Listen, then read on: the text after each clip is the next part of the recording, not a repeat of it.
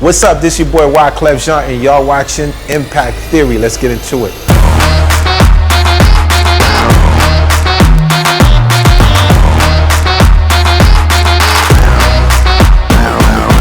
I love Tom. There's a man who is just on a mission to find the best in humanity and then make it known to the world. It was honestly like one of the best shows I've ever done in my life. You know, allowing me to be authentic to who I am. This show allowed me to do that, so it was great. You better subscribe to this show because you're missing out. It's absolutely unbelievable.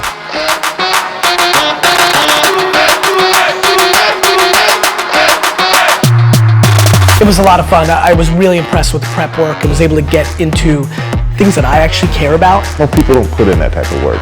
And to know that he does that, not just for me, but for everybody. I totally get why it exists. I totally get why it needs to continue to exist, and I almost didn't want it to end. I'm Amelia Boone. Hi, I'm Peter Diamandis. Hey everybody, my name is Jessica O. Matthews. Hey, I'm Dr. Drew. This is Gary Vay, Nerdchuck, and you're watching Impact Theory.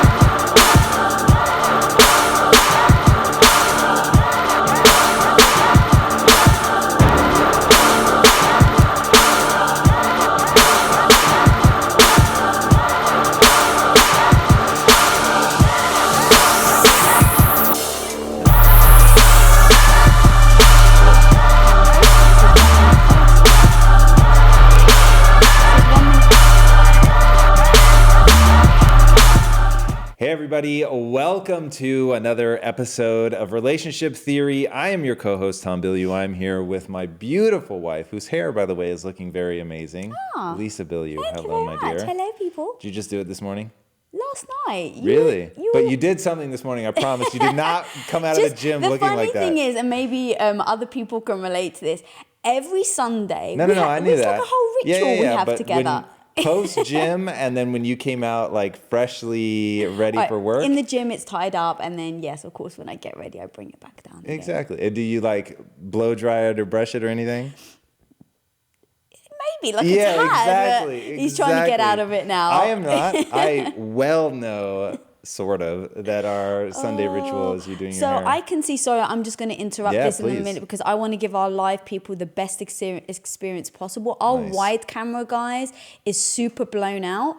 So can someone come and fix it while we keep chatting? Yeah, buddy. And then my headroom on the close-up is like really big. So this is basically a glimpse inside Behind of what we scenes. actually, So nice. our wide is so blown out. We look, but we won't see the. We look like a bounce board. Nice. I know you're my white boy and everything. In fairness, I haven't had sun to tan in for a while, so I am a bounce board. All right. So while these guys figure it out, we'll just keep going. Yep. I've got a great first question for us. Let's do it. So let's do it. All right. This question. Oh no, where By the way, while she finds that, if this is adding value to your life, please do share it. That would be amazing. And then anybody in the LA area, we are going to be doing a live event tomorrow night. It's going to be so much fun. Make sure you go to my Facebook page right now, or maybe after this. Or I suppose you're on my Facebook page. How amazing is that? Ebes, it's the and wide, click to honey. get tickets. That would be incredible. All right, That's we'll see you true. guys there. We'll be doing the epic Q&A afterwards. Don't miss it. And I'm going to be joined by some special guests. Go to the website and you will see, or go to the Facebook page. If you're on YouTube, check it out. You will see what is up. All right, now do we have our first question? Yes, our first question. So this is, I didn't write where I got it from, so it might have been Facebook or YouTube. Ooh. I know, sorry about that. Do you have the username? Yeah, I do. So this is all that from really Meg matters. Polzinski. When do you feel it's best to have hard conversations with your spouse? My husband runs his own company and is very busy and focused during the week, so evenings he is tired and has limited time. However, when we go out on a planned date and have childcare, I always default to just trying to have fun and not ruin the moments we have together by bringing up difficult situations or topics. I feel we could advance more in our relationship if we could tackle some of these things and move forward, but I'm in holding pattern to not rock the boat out of respect for his time and also our children's time with him and me. Wow. That is a great question that you and I have had experience with. Many times. Yeah, the answer is there is no magic time. So this is actually something you and I are very different on. So I'm always about looking for that magic moment when you can present something, and for sure there are times that means that you're gonna let a week, 2 weeks go by, whatever, without bringing it up. You have gotten very generous. Literally, that question could have been written by you. You've gotten very generous with like making sure that if I'm stressed, if there's a lot going on, that you're very, very thoughtful about that. I don't think that's your natural inclination. It's and certainly in the beginning of our relationship, it was a bull in a china shop. Whenever it came to your mind, you would bring it up. And so I think that, to her point, like, it's a very real struggle, and it's very wise to be sensitive to that, because bringing something up at a moment where the person is already stressed out, you're not going to get the result that you want to get. And that was always the conversation you and I had, was what result are you looking for? Because if you're looking for me to be unguarded, have my defenses down, really be receptive to your message, then timing is really important. So now, the flip side of that coin is the other person then also needs to reciprocate and figure out, like, how can they be more open? How can they, even in times of difficulty, be open and make sure that you're encouraged? Like, we've now gotten to the point, and it was funny, like just this morning, I was working on a contract and you were trying to like ask me a question or say something. And I thought, this is one of those times where what I want to say is, if you see me headphoned up and you see that I'm working on a contract, don't bother me. But that sets you up for failure. It sets you up to live perpetually in the holding pattern that she's talking about. So I have to also do my part to create larger and larger times where it's okay to say whatever it is that you need to say, to make sure that you don't end up where it's weeks and weeks and weeks without being able to say something. This question was like really well worded, because their relationship could progress more if they were able to talk through this stuff. So both of them are going to have to do work. You're in a relationship for a reason. And so, yes, you're building a business, and yes, that's very important, but it's also really important to carve out time.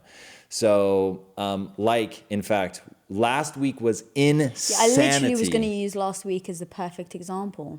What? Dive in. No, continue. No, please. Would you want to explain what your week was like? What we had? I mean, just short of saying it was insanity, I won't like bore people with the details. Okay. It was probably the busiest week I've ever had in my life. It was crazy town. So we had 4 impact theory shoots. I had 2 heroic shoots. Then we had 2 other different types of shoots. So it literally was like 8 shoots in 3 days. 36 meetings. Yeah. The Success Live thing. Yeah. So, and look, it can be kids, taking them to like practice. So 100%. it was just one of those weeks that was insane. Now on Wednesday morning, it was Wednesday morning, I got really, really sick with my stomach issues. I was like, what? Yeah, with my digestion. So really, really bad for 3 days straight, like pretty unbearable. But I didn't want to worry you, because that's the thing that I know that like you're going to start to worry about. And then you start to feel the pull between, I've got 4 episodes I have to prep for, which takes you a really long time. I mean, you go really deep on those guests. So you have so much preparation, and then you've got the shoot, and then we had all these meetings. And so I kind of suffered in silence. And the one person I like to really tell is you, because it's not that I'm looking for you to do things for me. To be honest, I just need that emotional support where it's just like, hey, baby, you okay? Like, that is it. I don't need you to do things. But I knew you were so busy that I told myself, I said, you know what? Don't bother him. I told you, hey, I'm suffering a little, but I really did underplay it because I didn't want you to worry. But then the second our shoots were over, I just kind of let it out. Like, I'm getting very frustrated, like this is quite upsetting. It's a reminder of where I was like last year, and I really feel like I've like, derailed and my health has gone downhill again. But then I was able to have that conversation with you. But so I kind of warned you, and that's kind of one tip that I would almost have I would have for certain people is I give you the hints that something's going on, so it doesn't become a surprise, that I feel like I'm not hiding something from you, because that's a big thing about our relationship is we don't hide things from each other. So even not telling you for 2 or 3 days, I would have felt like I was hiding it. So I kind of told you, underplayed it a bit. We did our shoots, and then I said to you, hey, I really want to talk to you about this. When do you have time? And you're like, oh, let's do it end of day Friday. So that's the tactic I use now, where it's like I put it on your radar so it's not a surprise. I don't feel like I'm keeping everything bottled in and I'm dealing with something by myself. And then I set you up for success by letting you know, hey, I've got something to talk to you about. When's a good time for you? So now you're prepared for that talk. And I do it at the beginning of the weekend so that it then doesn't spiral into a Saturday and Sunday type thing. And I would do that really if let's say it was an issue me and you had like together. Like if I had a problem with something you did, it doesn't have to be, something completely different, but I would approach it in that manner so that it's not a 1-2 punch, like all of a sudden you don't see it coming, but putting it on your radar so that you know to be prepared for that conversation. I love you more than words can express. But that advice is only good for the very particular thing that you're talking about, where it's something where you don't want me to be too worried, you don't want to hide something from me, you need emotional support. All of that, 100%. And for this particular issue, you handled it flawlessly. It was great. I started thinking about it. I made sure that we had it on our calendar to really go through. I didn't think it was going to keep going, which is why I said, let's talk about it on Friday, because I thought your cycle normally resets like within 24 hours, you're back on track. But I thought to make sure that we avoid it again in the future, let's talk about it Friday. Had I known that it was just going to keep going, I would have said, we're just going to have to carve out time for this to really figure out what's going on.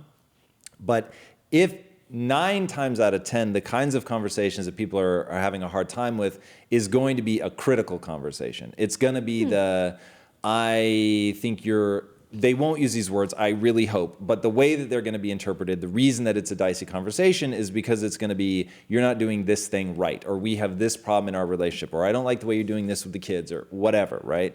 So putting that on someone's radar, instantly they're going to say, well, just fucking tell me. Because they're not going to want this thing. Like if you put, hey, I'm just putting it on your radar. I know you have a lot going on right now, so we don't need to talk about it right now. But by the way, this is really pissing me off. But no. Like I'll be fine. We'll talk about it on Friday. I'd be like, that's a very good point. Yeah. Also use the word hint, which makes me go into anaphylactic shock. Don't hint, boys and girls, ever. And she didn't hint, by the way. It was just a word choice that you used as you were explaining what you actually did, which was tell me, here's where I'm at, here's what I'm going through. You definitely downplayed it, but you weren't hinting. You said, this is exactly what's happened. This is what I think is going on. And I said, okay, well, we know what our default is. Our default is go back into keto. So we had like sort of the Band-Aid to put on it, and then we could figure the rest out. Hinting would have been ungodly, right? Yeah, it's no, like, you're absolutely right. Then you start really getting frustrated because I'm so in the zone over here. The very last thing you can do when I'm stressed out or focused on other things is hint. Hinting doesn't work when you have my full attention, let alone like if I'm really swamped. And for the record, you didn't hint. No, you're right. Yeah, that word is so fucking dangerous. Yeah. If you're ever hinting in your life, stop. But let's just face it, right? Even just using specific words, like the word, You're totally right. I didn't mean I didn't hint. I downplayed it. And so by using the word hint, like that one little word does change everything. And that's one thing that we work on a lot in our relationship as well. It's like when you're communicating with the other person, like what is the actual thing you're trying to get across versus, because I'm like, oh, you know what I mean. But you're like, no, I actually don't know what you mean. You said this word, so I'm you said hint. So yeah, thanks for calling me on that. And you're right, I don't hint because you hate it when I hint. Because I'm so bad at it. Like, that's the thing. When you're hinting, you're setting the other person up for failure. In fact, a lot of our set the other person up for success comes from hinting was such a problem. And the way that people get themselves with like birthdays or anniversaries, it's like, oh, okay, let's God. not derail there because I really want your answer on this question. That one? Yeah. I already gave it. Well, you said don't hint, but what would you actually do? So take me through 4 days of how you would approach this. That's wonderfully specific. Right, but like, what are those things? So something's really on my mind. So I've said something or done stressed. something that you need to talk to me about because it's upsets Okay, so you. here's the real answer. And Yes. the beauty, boys and girls at home, we have really struggled to come to terms on this one in terms of our behavior matching. Mm-hmm. So to this day, I think it winds you up how much time I'm willing to let go by looking for the perfect moment to deliver really difficult news. Agree or Correct. disagree? Okay. Yes, agree. So in the first 4 days, I may do absolutely nothing. I may be just monitoring like your behavior. Now, you've already put your finger on. The most troubling thing is at some point you start to feel like you have a secret. And I fucking hate that feeling. I hate it so much. Why don't I cheat on you? For a whole host of reasons. But the actual most important reason is how it would make me feel. It would really... Holding a secret. Yes. I won't feel that sense of connection between us, which is purely internal to me. So, like, the irony is, from a purely neurochemical standpoint, it would be way harder for me to deal with a secret from you than finding out that you'd had a secret from me. Because I wouldn't have experienced it until all at once, right at that moment, I found out, oh, it's a secret, and now we have to process through. But if I were keeping a secret from you, which the funny thing was, the one secret that I kept from you for ages was that I zipped up the heater things and really hoped that you would notice of your own accord. And I had done it during a rainstorm, and like you never said anything, but I'd promised myself I'd never say anything. And so it was like, the only reason I finally said something was because it started to feel like a fucking secret, even though it was something so small and stupid. So that, and there is no good answer. So at some point, I'm just balancing like, when we finally talk about this, is she going to be traumatized that I waited? Or is it going to be something where it's like, hey, because I found that perfect opportunity to say it where she could really hear it, it wasn't a time where she was super stressed out, is she just going to be thankful that, thank you for presenting this in a way at a moment where I could really hear you? Yes, and we've discussed that in the past, and that's definitely what I think what has benefited us is doing it when I'm not stressed or when I'm not anxious. For sure. And now, let's say, this would be a very different conversation 17 years ago when we hadn't earned as much credibility with each other as we have at this point. We weren't as close. We didn't have the tools and techniques. So now with you, you're the person that I probably have to wait the least amount of time to find a good moment because you're so emotionally resilient. And you've, like I was talking about earlier, you carve out all this space where it's like, it's okay. Like within these sort of parameters, it's very okay to tell me something that's going to be stressful. I'll adapt. I'll hear you. I'll make sure I lower my defenses. So we have done the work of being the person that has to be receptive so much over the almost 2 decades, which was really hitting me in the gym today for some reason, how long you and I have been together. So we've done that work where it's really other people in my life, where it's like I have something to say and I'm like looking and looking, months go by, and like the opportunity just hasn't presented itself for 2 reasons. One, they haven't done the work to really carve out that huge amount of buffer space so that I can say something that's tricky and potentially difficult, and just the proximity. I'm not around them all the time. So there's that. But we used to try, like, in fact, I will say, I used to make the mandate of you, and this was really foolish, that you not tell me during the week during the weekend, because that's like my time to decompress. But then it was like during the week, I'd always be like, I'm so fucking stressed right now. Like, why are you bringing this up? And so you're like, let's do a little math. I have 5 days during the week where I can't bring it up because you're already stressed from work. And then I have 2 days during the week where I can't bring it up because you want to decompress. And that leaves 0 days. Right. And so I was like, yeah, that actually doesn't make sense. Yeah. And so then we adopted a policy, any topic at any time. So that anytime you wanted. I didn't really like that one. And we don't use it anymore. Yeah. But I'm just saying, then we tried that policy. Right. Any topic, anytime, hit me with whatever, like I'm just going to man up and deal with it at all times. And it was good from like the Jordan flu game perspective of just like, yep, I'm going to deal with this. I'm going to deal. But it's not great from the standpoint of you want the person to be maximally receptive to that idea. And so now through the School of Hard Knocks, almost 20 years together, we've gotten really deft at reading each other. That is a horrible fucking answer for anybody who's at the beginning of their relationship. So going back, I will say that as a couple, it's why laying the foundation is so important. We really do have to write this all into a book, by the way. Well, yeah. But I know it's totally on me. But laying the foundational elements, and I say things like that to get my excitement up to the point where we'll actually do it. You got to lay the foundational elements, the rules of engagement. The rules of engagement have to come first. This will forever be stressful to anybody out there, and you'll fuck it up 1,000 times, and it will actually be worse for your relationship because you're bringing it up at the wrong time. They're not hearing, they're not receptive, and so that just creates this really, really gnarly friction. So laying out the rules of engagement, getting the other person to say out loud that this is how we're going to deal with something like this. So when would you like me to bring it up is the easiest way. That's like the beginner class. So like hard discussion 101. Hey, in this moment where I have nothing to discuss with you, which is very important so they don't feel that sense of what's looming in the background. It's when we have something hard to say, I just want to know, like, what's our partnership agreement on when do I bring that up? Is it a Sunday night thing? Is it always on Tuesdays? Like, what is it? And we carve out the time to just touch base, whether we have something big or not. And I always bring it up in that, or like, what's our agreement?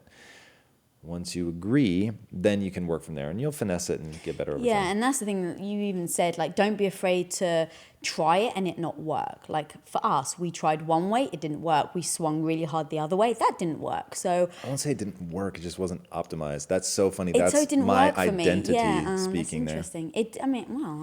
My identity is like, don't worry if it didn't work, just adjust. Yeah. So when we were like, okay, cool, I can bring it up anytime in any moment, and I just realized you were always frustrated and I actually wasn't getting what I wanted, like, I'm not going to keep doing that because didn't work. Word. All right, so let's move on to the next question. Guys, if you do have any questions, please submit them and we'll be answering them live. And if this video is bringing you value, please do share. Indeed. By the way, we are minutes away from crossing 100,000 on YouTube. Yeah, in fact, so we also do this live on YouTube now. Yeah. We're so close to 100,000. So if you guys if you haven't subscribed, and you're just lurking, and or if you're on Facebook, No, please, I interrupted you. And if you have friends who are not subscribed that you think that the channel could benefit, please do let them know. That would be amazing. All right. So on to the next question. This comes from Nakuma Paltsuski.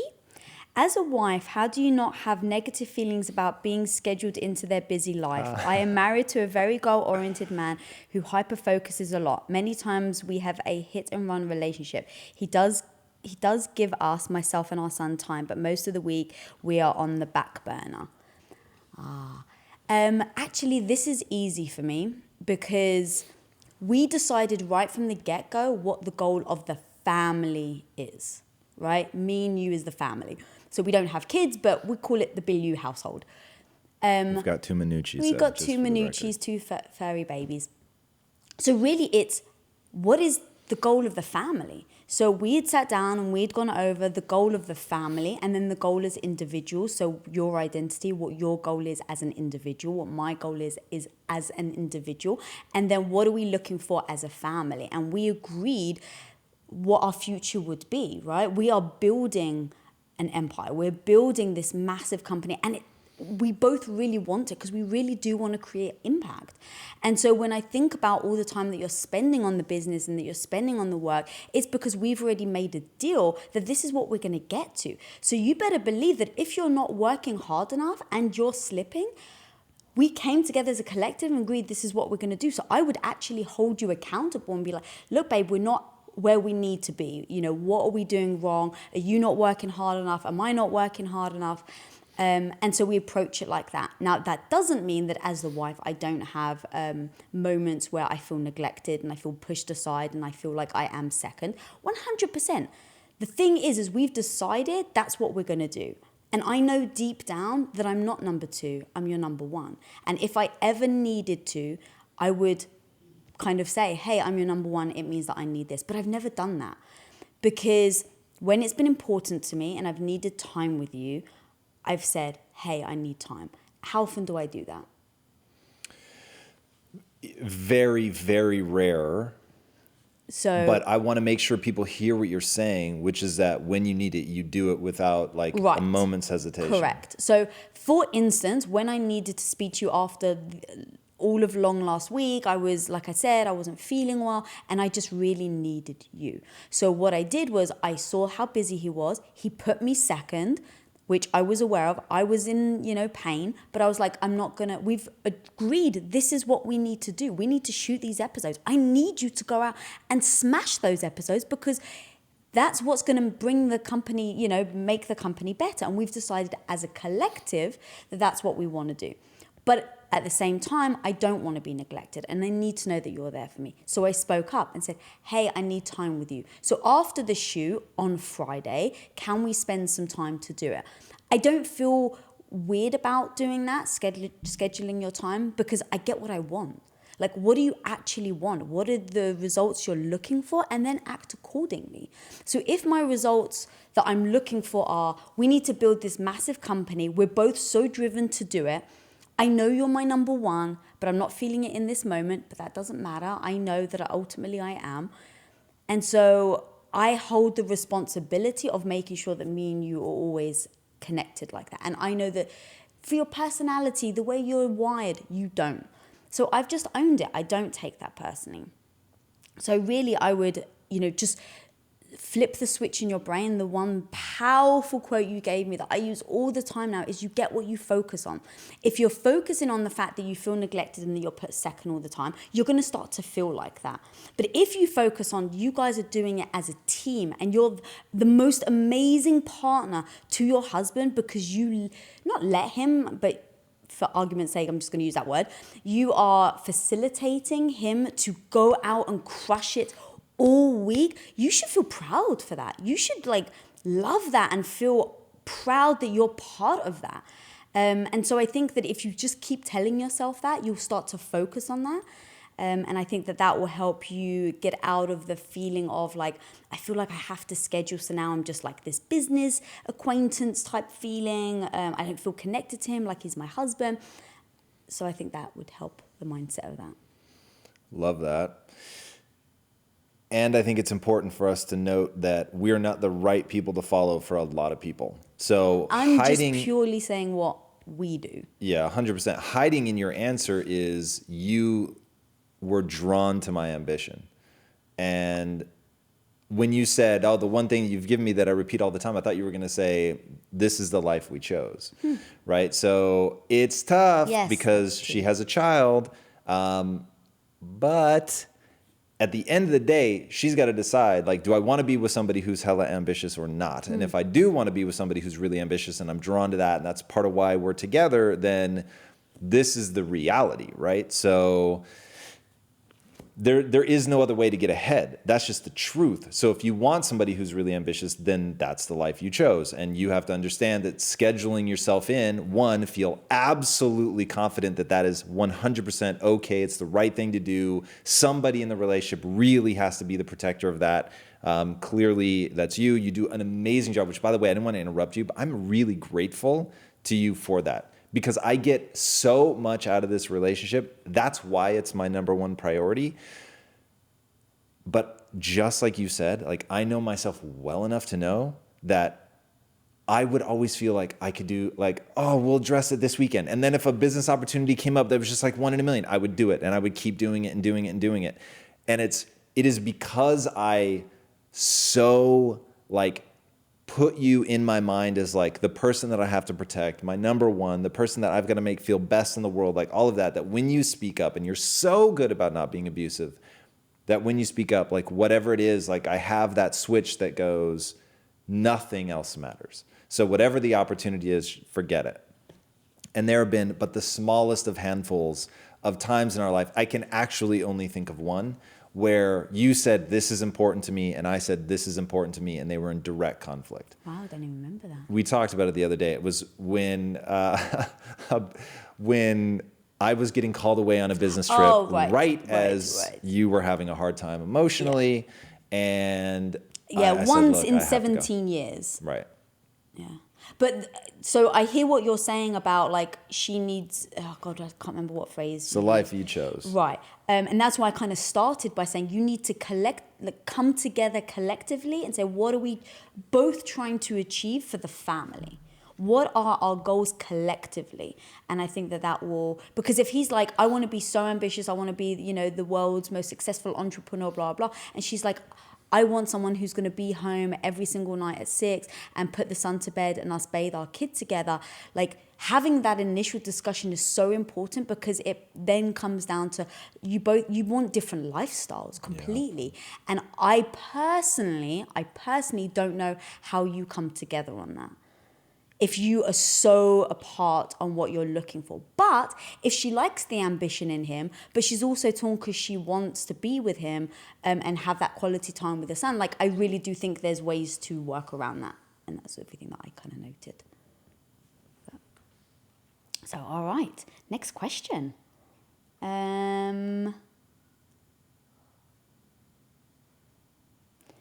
All right, so this comes from YouTube question, Lisette Reeves. My husband has ADD and it's hard to keep his attention, especially when he only sleeps 5 hours a night and works overtime. He has to be doing something constantly to stay awake and happy. Any suggestions for a wife of a workaholic ADD husband? Well, I certainly don't consider myself an expert on ADD by any stretch of the imagination. I think I've mentioned before, when I was a kid, I was diagnosed with hyperactivity disorder, and the only reason my mom didn't medicate me was because I could sleep through the night. So I get it, and when I'm working on, like, especially contracts, I find that, and I'm bringing this up because I think that your husband has some responsibility in this, and I think that he... Again, I'm not an expert, but as somebody that has maybe a similar form of, just bouncing off the walls a bit, you have to train yourself to come back to center, back to center, back to center. Like what's important when I'm drifting, come back. And one way to practice that is meditation, coming back to the breath, back. With anything, I don't care if you have ADD or not, you can always get better. So doesn't mean you can get perfect, but you can always improve. So I think he has the obligation to be doing that, which will be beneficial to the relationship. And I think that you guys finding things, like she used really important words, for him to stay awake, which I was very surprised by that, and happy, which is really, really interesting. So I'll just stick with the happy for a second. So if he needs to be doing things to stay happy, then you find things to do together. I'll use one example from our own relationship, which is video games. So we play Destiny together. It doesn't have to be that. I mean, you find something that you guys can have in common that you can both enjoy. There's going to have to be work on both sides, right? One of you is going to have to try something that the other probably already likes, and you may think you don't like, but you haven't necessarily encountered or engaged with enough to really know. So go encounter, engage a bunch of things that they enjoy. And by the way, I'm just in the mood to give fucking hard answers today. If you don't share anything in common, break up. Like, that's just crazy town. So that being with somebody that there's nothing that you guys want to do together, like that would just be absurd. So I'll just take that fucking excuse off the table and say, you find something that you like doing together, really engage and find a way to really have fun and enjoy each other in that thing. And if that's what he needs to be happy, then you find something where you guys overlap, where it also makes you happy to be doing and engaging in that thing.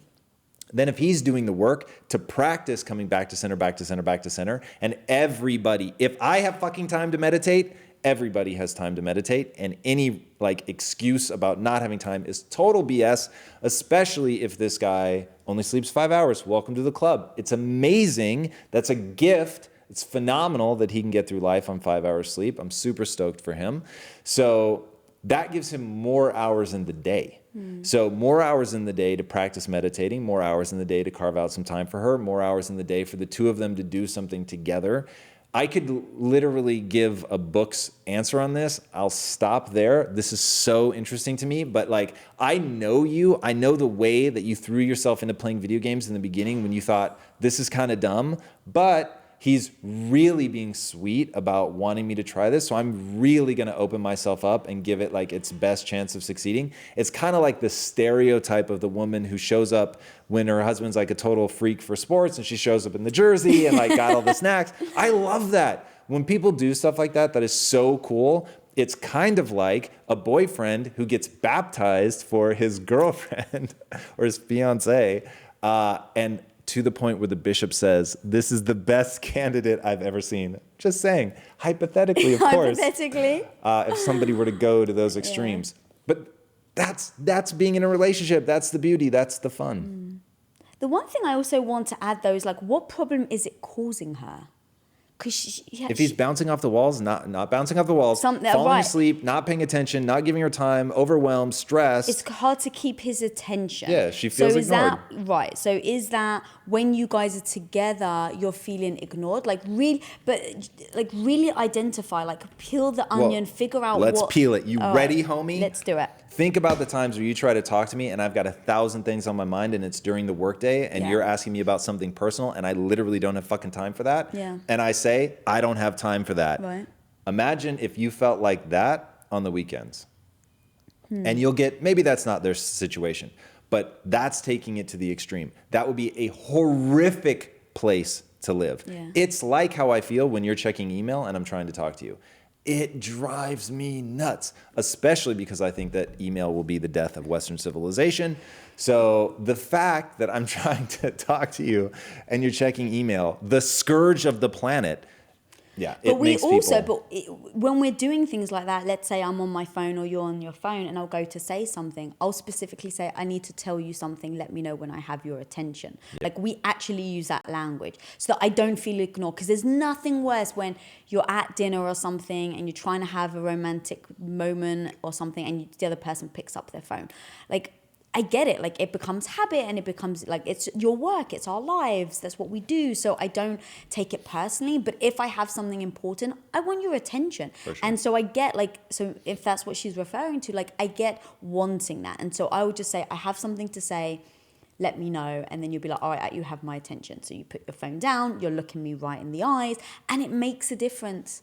It really does. I don't like the feeling of talking to myself. So Word. I don't think anyone does, to be honest. But okay, so this question comes from YouTube again, from Jumaine Sablan Cabrera. Jumani. She didn't mean it, Jumani. She did not mean it. What's up? I hope you're enjoying Tacoma. When you have a massive decision to make and the process will have many others, many other small decisions following, like buying a house, how do you navigate well together, making sure you stay on the same page throughout? Okay, so a big part of this comes down to respect. So if you don't respect the other person's opinion, oh God, this is going to be really hard. The fact is I respect your opinion. So we just had this weekend. So we're building a new set downstairs, and over the course of the many, many moons that we have been together, and this is one of the beautiful things about shared experience, length of relationship, is you really begin to, if the relationship is going well, trust each other's opinions, know where the other person shines. So I had a very clear vision of what I wanted to build, and there was this one sticking point for you. And there would have been a time 10 years ago where I would have bowled you over, and I would have forced the issue, and I would have like made you commit on the spot. Like, if you don't have a solution, then we're going with mine, which would have made you feel unimportant, unheard, unlistened to, which you would have been, which is very demeaning, which would have been, and I would have been just frustrated with, well, you don't have a solution, you just have a problem, and momentum matters, blah, blah, blah, all that. Not being realistic about what that feels like when you ignore the other person's input. Now, over the years, I've come to realize when you have like some sticking point, if I give you the space, there are times, and it's not all the time, it's never gonna be all the time, but there are times where you'll fucking knock it out of the park. And like you'll finally put your finger on what it is that's bothering you, what the solution is. And then it's like, oh my God, this never would have been what it's become if I had just bowled forward. So it's like, I'm discussing it with you because I want your input, because your input is very valuable to me. So yesterday I just kept saying like, let's give you the space that you need to really think about this, because there is a chance that whatever insight is like looming in the back of your mind becomes really powerful. So making you feel like that is the answer to that question. It's like you need to get to the place where you actually want their opinion. And if you don't want their opinion, oh God, like that's so dangerous in a relationship, because the other person is going to feel all of those things I mentioned. Yeah, that's so true. I mean, so he's obviously talking about what he said, buying a house. And it just brought me back to growing up. I used to literally be taught like, oh, well, you're the woman, you decide on the type of wedding, you decide on the house. Like, he doesn't really get a say. Like, that was kind of the mentality I was brought up with growing up with the Greeks. It's like, it's your wedding. Like, why are you finding out what he wants as a cake? You know, that type of thing. And I never really had that mentality. It's always like, this is a partnership. I want your input. So when buying our house, for instance, what we did is we actually wrote a list of what are the things that are so important to me I'm not going to budge on. I still don't have my roof deck. You don't have your roof deck, but sorry, that was the government, or the council not allowing you to build the roof deck, not me. Yes. But we had our list, right? And we had our, what are the things that, for me, I don't want to get a house unless it has these things. And then for you, what are the things you're not going to move on? And then we wrote the list down so that when we looked at houses, it was making sure they covered both. And then if we found a house that was so close but didn't have one of the things I want, you would say like, well, how do you feel? You had this on your list. I know I love this house so much and I really want it, but you had this one thing on your list. Are you going to be able to live with not having it? And we had to have that discussion so that it just showed each other respect. It made both of us be able to put the importance of what we were looking for forward and not feel neglected, or one was more important than the other. And then when we bought the house, when we were then making the smaller decisions of decorations and furniture and stuff like that, we again went through and said, what is the room that is important to you? That no matter what, if you hate all the other rooms and how they're designed, what is the room that is so important to you that you'll be heartbroken if you don't get like that beauty that you envision? And so we had that, and you said it was our main living room, and for me it was the kitchen and the bedroom. So we divided it up and we said, okay, cool, we both have input, we both have our say in what goes in this room and what it looks like, but ultimately, kind of like what we do with the business, who has final say? And then can you allow that, like if you said to me, I really hate X, Y, and Z. And I was like, but babe, I really love it. Oh my God, like this is what's going to finish the room. So I'm not really taking your advice, but you would then respect, okay, it's your room. Even though you're not listening to me, you have the final say and you're okay with that. So breaking everything down into importance, who has like the final say, and then going back to what you said is showing that total respect for the other person.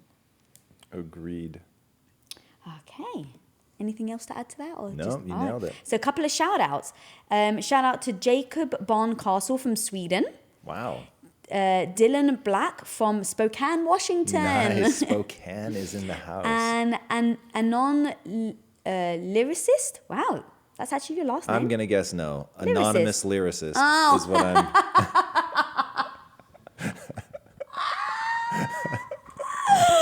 Oh, that was funny. The funny thing is we get so many unusual names. Right. I read it like a name. All right, a non-lyricist from Dublin. Okay, so let's move on to the next question. This is from Facebook, and this comes from Efrat Lev. Lots of love to both of you from Israel. Question, my beloved husband of 14 years is a man of few words, and yet I find that so much growth is born out of deep conversation. How do I encourage him to be more verbal? And are there other ways to communicate meaningfully? Wow. Well, there are certainly ways to communicate meaningfully. Verbally is maybe a very different question. Do you remember the stats from the female brain at all on the amount of words a man says a day versus the amount of words a woman says? It's roughly 3x for women. Right. So, like, at least knowing that really helped me Three initially. times. I'm not supposed to say 3x. You guys are really worried about that. Not worried, just it can be confusing. Gotcha.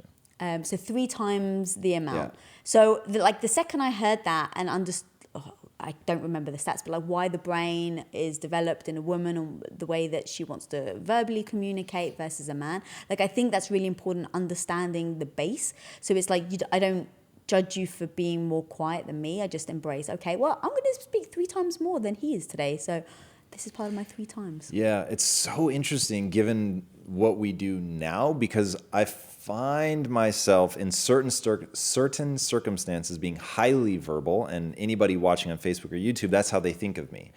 And what they don't realize is that as soon as this is done, I'm going to run off set, put my headphones on, and get back to work and Why not do you want to think talk. I love doing this? I get to sit here and talk to my husband for an hour.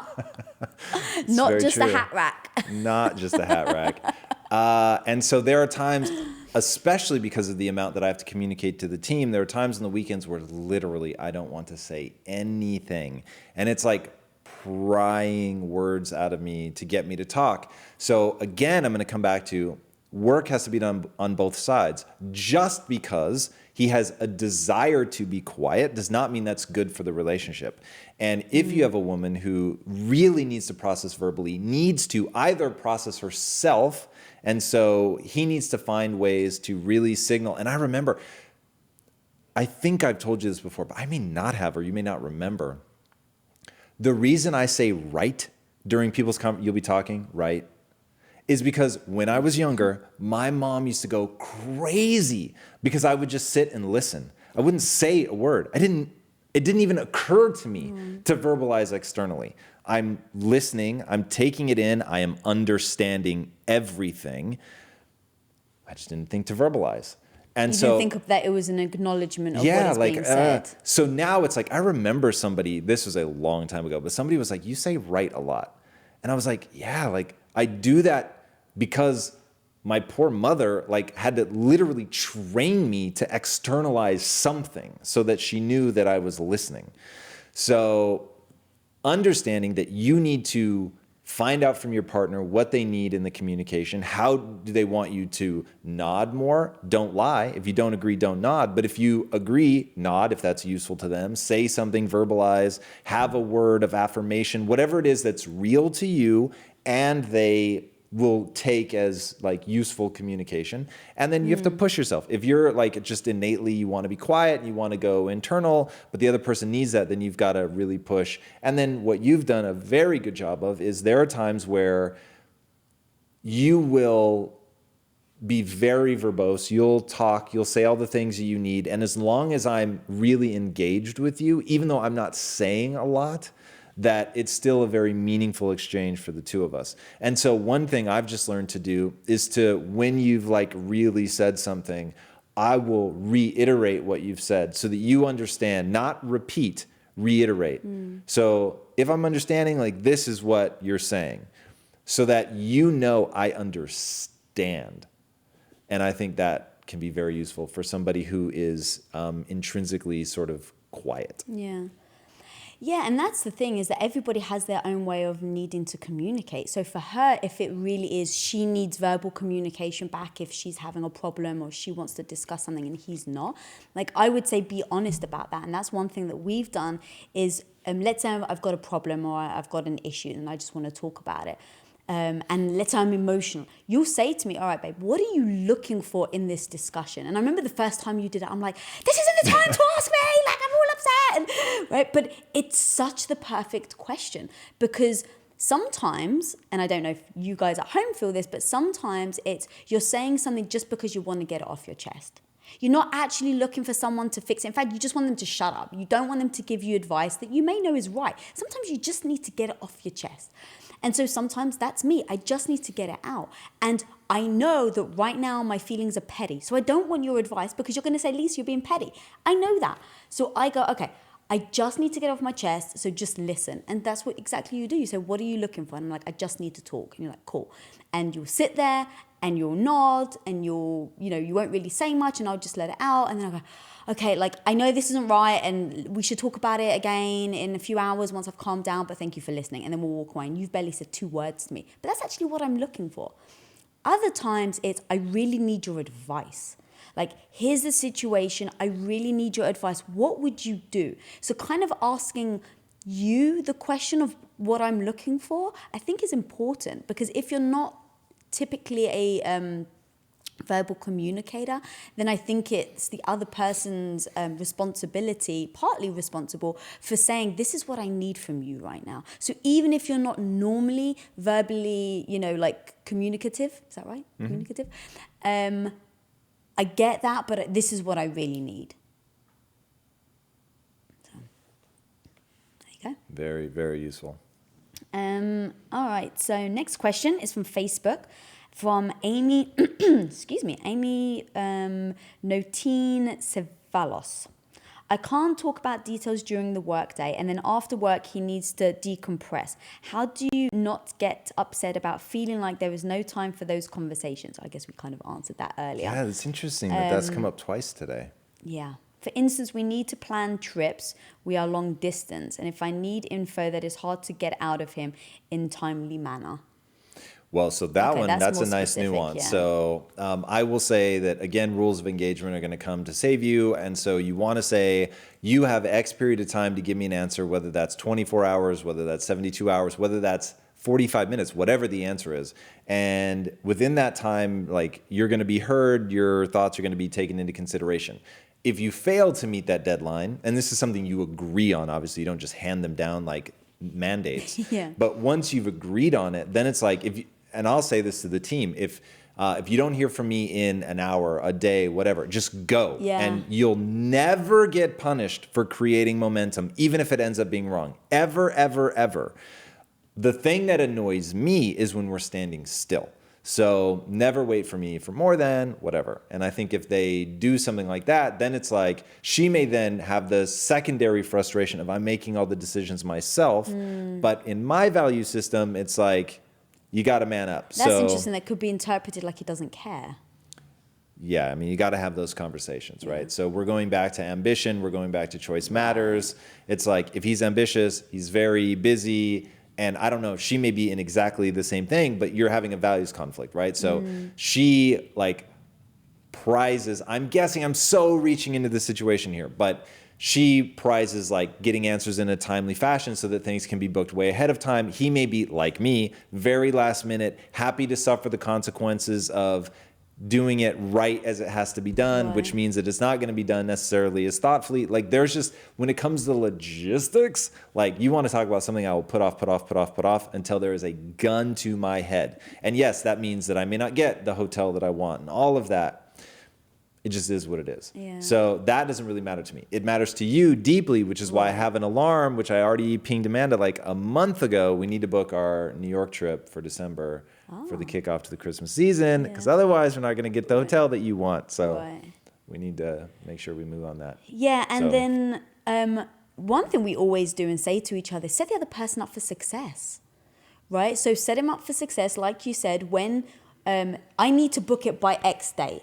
So, hey, if you want input, would absolutely love it, be so appreciated. But if not, just so that we can make sure we still see each other, I'm going to go ahead by X date and just book it. And so, sorry if I don't, get what you're looking for as well. So if you actually want to have a say and an input, then give the answer to me. And by the way, time. if you don't meet the deadline, don't criticize. Right, exactly. That makes you an asshole. Oh, God, yeah.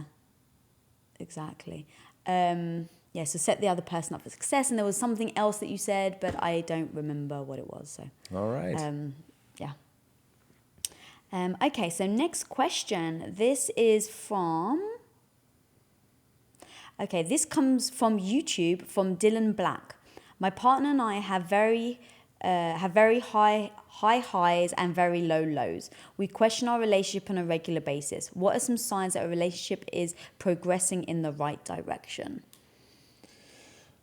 So the setup is maybe different than the question. So I'll say that basically, if from what I'm interpreting is we're basically always high and always low. I'm not confused. I'm just saying it's two very different.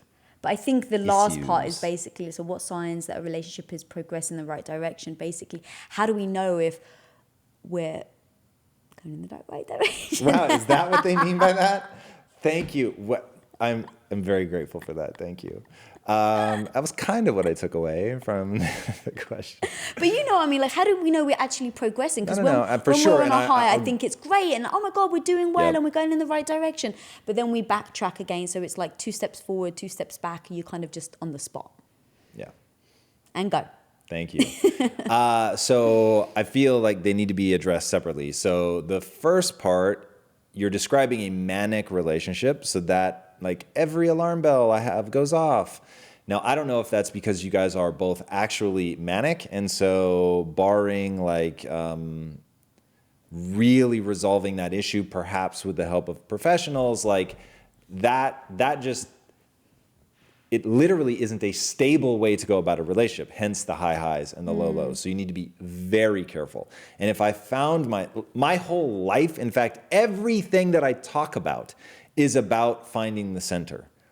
So when I talk about getting emotional control over your life, when I talk about getting out of the matrix, like all of these things are about not being like volatile, not being blown around by the winds of emotion or by what's happening in your life. Like you need to be able to find the center.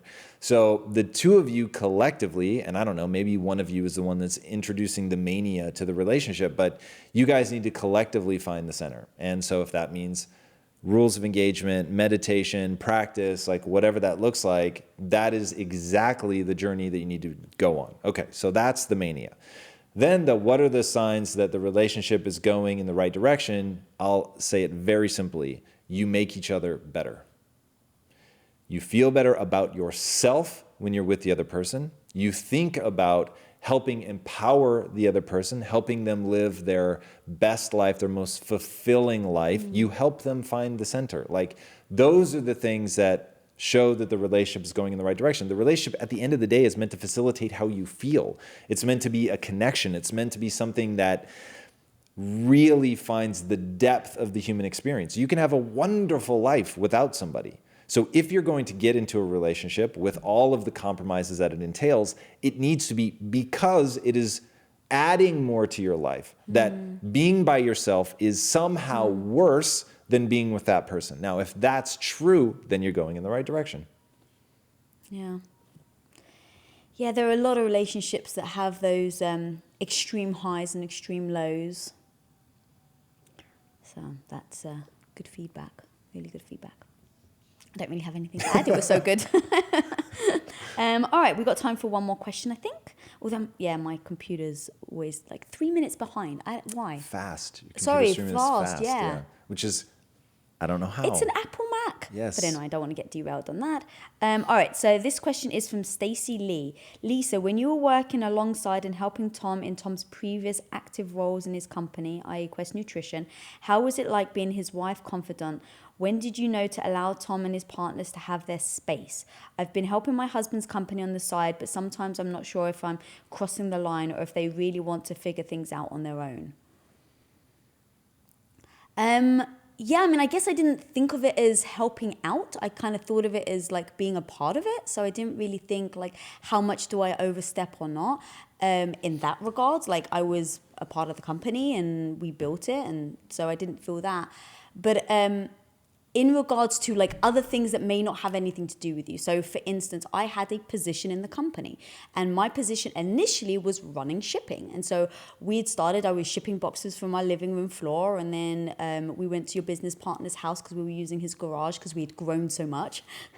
And then we got a warehouse. And so for me, the part of it was my position within the company was running the shipping department. So if I saw other things externally that were happening that necessarily I didn't agree with, I absolutely voiced my opinion because I felt like it was, I'd worked hard and I'm part of the company as well.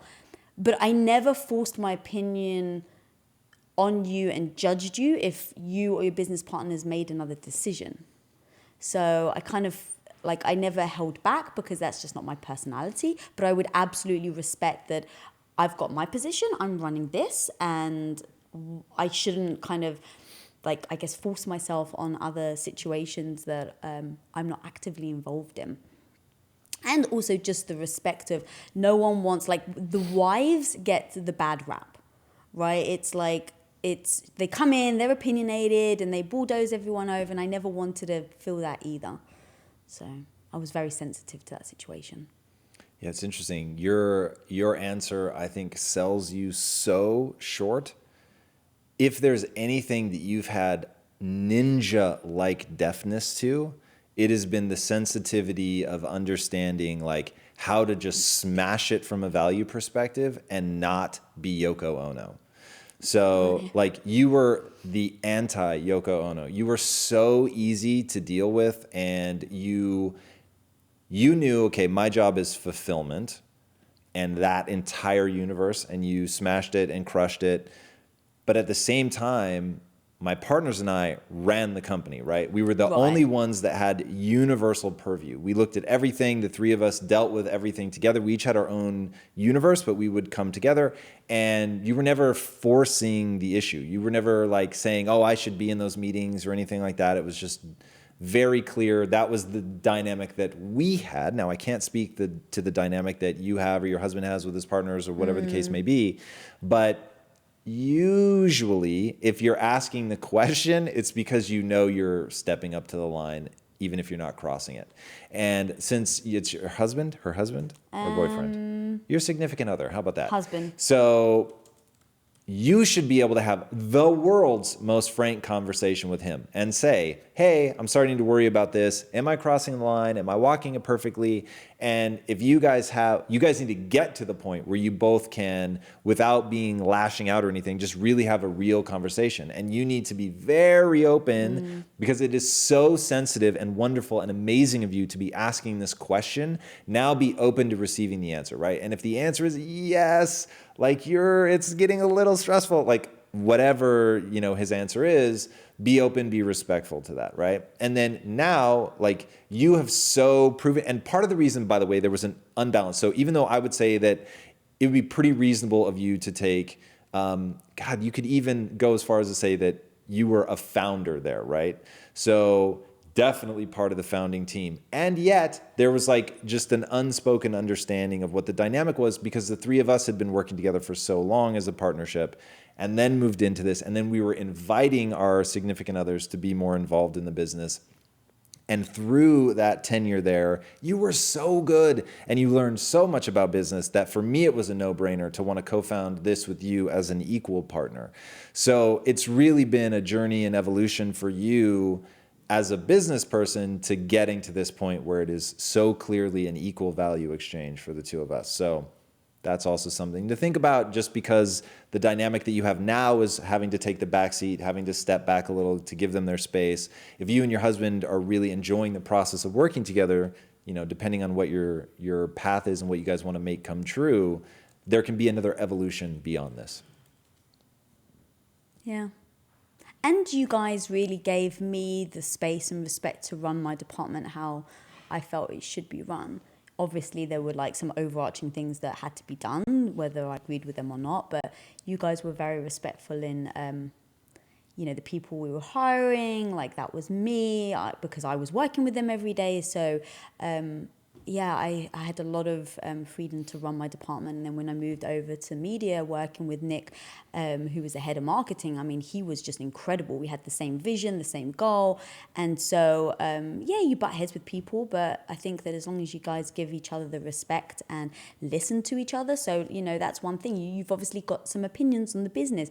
And so you want to tell your husband, by the way the question's phrased, like you want to tell him, but you're not sure if you're overstepping the mark and if they should just figure it out on their own. Like if you've got a great idea, speak up. But if they don't pay attention to it, don't get offended by it. So, all right. I think we have time for one more question. All right, let's do a quick one. What is something new that you've learned from each other this year? That's from Facebook, Daniel Bro. Dan Bro. Oh, well, first of all, Dan Bro, it was very good to see you, and I'm vamping to buy myself time. These questions are always tough. I've learned so much from you. I have no idea if it was this year or before that. About each other, not from each other. Oh, God. I learned legitimately, so A, I'm not good at cataloging these things. Yeah. But B, doing this show has been, every couple should have their own YouTube show where they talk about their relationship. It has been unbelievably useful. Yeah, I know, it really has. And that's another reason why we're working on our book of questions is you do forget. And so, after 17 years, I'm sure we've had a million different discussions about one specific topic, but just asking a question in a different way, just like bring something else. Like, wow, I didn't actually know that about you. And like radishes, you like radishes, who knew? Me. I have known my entire life. And I've been with you for 17 years, and literally the first time I saw you eat a radish was literally like a month ago. The first time. Yeah. If that's true, are you willing to make the bet? The first time you saw me eat a radish was a month ago. And if that's not true, you're going to be struck dead. You may have had some at a Greek restaurant when they put them on the table. Keep going. Go on. And when else might I have had some? That's it. At your dad's house, they routinely put out radishes. You're so funny about this. She's convinced that I don't like raisins, by the way. No matter how many times I say, I like raisins, just not enough to eat them. If you've been with somebody for 17 years and you've never seen them eat something ever, it means they don't like them. That is not true. I am so limited in what I allow myself to eat. Like, if that were true, like, you wouldn't even realize my obsession with black licorice, because I've probably only eaten it 3 or 4 times since we've been together. But it's fat-free, so it's okay. Yeah, don't get me started. That's a whole other story. Don't get me started. Okay, we've got so many questions, which I just want to keep going, but we've hit our hour, sadly. All right, guys, thank you so much for submitting those questions. And what we're going to have to do, and I'm going to blame my wife entirely on this one, is do a round of, like, lightning round answers, which you don't like and don't want to do. In fact, we should get Michelle involved, because she's so good at Would You Rathers. And Michelle's nowhere to be found. I will just say that the Amma style is killing it on the solo style. So we should at least try it once and burn through some more questions. But we are seriously grateful for you guys submitting the questions. Thank you so, so much. If this added value, please do share it. If you're on Facebook, please go over to YouTube and subscribe. We are at just where are we? The 1 yard line. Literally, we only have a couple hundred more to go before we cross 100,000. So that would be amazing. And for all of you out there that are diehard Impact Theory fans, you know that we're actually racing to 115,000. 99,722 subscribers. Wow, so we're less so than 300. close. So we're really trying to get to 115,000 by October 1. It would be amazing if you shared this to help that happen. We would really, really appreciate it. And he will eat raisins on camera. I absolutely will not. But I will answer all kinds of questions. All kinds of questions. We'll do some cool stuff. What's that? Yes. Oh, well Reminder, done. we have the event tomorrow. Live event. If you're here in LA, we're going to be meeting at WeWork. You can get the details on my Facebook page. Check it out. That's tomorrow at 6. Starts at 6, yeah. 6. Yay. I will see you guys there. Epic Q&A to follow. All right. Thank you guys so much for joining us. If you haven't already, be sure to subscribe. And until next time, my friends, be legendary. Take care. Later.